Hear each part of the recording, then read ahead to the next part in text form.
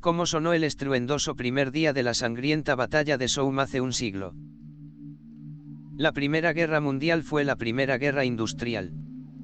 Muchas armas mecánicas nuevas y poderosas fueron desplegadas en el campo de batalla, y causaron lesiones y muerte en una escala nunca antes vista.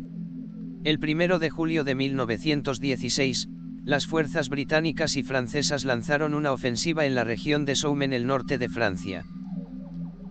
Fue el inicio de una de las más cruentas batallas de esa guerra. Durante 5 meses, los ejércitos británicos y franceses combatieron a los alemanes en una brutal batalla de desgaste en un frente de 24 kilómetros. El objetivo era aliviarle la tarea al ejército francés que luchaba en Verdún y debilitar al ejército alemán. Pero los aliados fueron incapaces de romper las filas alemanas. En total, hubo más de 1 millón de muertos y heridos de todas las partes. Los miles de militares presentes habían sido entrenados antes de marchar a la guerra. Pero nada los podía haber preparado para lo que enfrentaron. En ese solo día hubo 57.000 bajas, de las cuales casi 20.000 fueron muertes. Para el ejército británico, ese 1 de julio sigue siendo el peor día en toda su historia. Además, los sorprendió un nuevo enemigo, el ruido. El frente retumbó con el estrépito de la guerra. Cada una de las nuevas armas tenía un sonido distintivo, que se mezcló con los de las otras, los gritos de las órdenes, los silbidos y los gemidos de los heridos. Era una pesadilla caótica, explosiones de minas, ametralladoras, gritos humanos, algunos lejos, otros, muy, muy cerca. En las primeras etapas de la batalla del Somme, las filas alemanas fueron bombardeadas con 1,6 millones de proyectiles a lo largo de una semana. Tal era la intensidad del bombardeo, que las vibraciones se alcanzaban a sentir en Inglaterra. La principal pieza de artillería del Imperio Británico en ese entonces era el cañón de campaña a tiro rápido de 18 libras.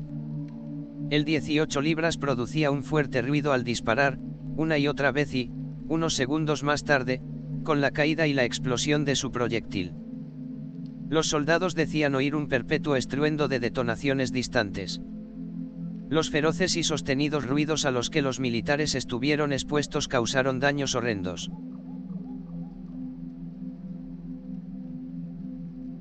Nunca podremos comprender realmente la experiencia de un soldado de la Primera Guerra Mundial. Apenas podemos imaginarnos la vivencia de un soldado esperando con sus camaradas la orden de atacar. O el ruido que asaltó los oídos de esos hombres. Aunque existen filmaciones, son mudas. Sin embargo, en el documental de la BBC Gaiteros de las Trincheras, el historiador Michael Steadman y el ingeniero Paul Wilson, de la Escuela de Arte de Glasgow, trataron de recrear el entorno sonoro del primer día de la batalla del Somme.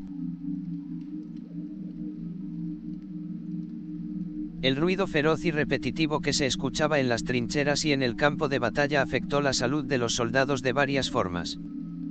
Muchos sufrieron sordera instantánea en uno o ambos oídos por los efectos de conmoción en los tímpanos, perforados por una explosión. Los soldados recuerdan haber visto las orejas de los artilleros sangrado. Los sargentos se empezaron a comunicar con sus hombres con silbatos, pues era más fácil que quienes tenían problemas de audición escucharan registros altos. La experiencia de ruido era emocionalmente aislante. La cacofonía en el campo de batalla hizo que soldados no pudieran oír las órdenes. En la Boiselle, una aldea de 35 casas, los soldados, que eran voluntarios civiles, empezaron a olvidar su entrenamiento militar y quedaron a merced de sus instintos, acurrucados juntos para sentirse seguros, pero, en realidad, haciéndose blancos más fáciles. La perturbación del sueño de los soldados era otro factor negativo, su cansancio aumentaba el trauma de la situación. El miedo y la ansiedad que muchos soldados sintieron durante los bombardeos contribuyó a sordera histérica, la pérdida de la audición que se desarrolla en condiciones de tensión emocional severa. Palpitaciones del corazón, la histeria y la parálisis también se encontraban entre los muchos síntomas de la neurosis de guerra. Esto desconcertó a los médicos, que nunca habían tratado el estrés de la guerra de masas.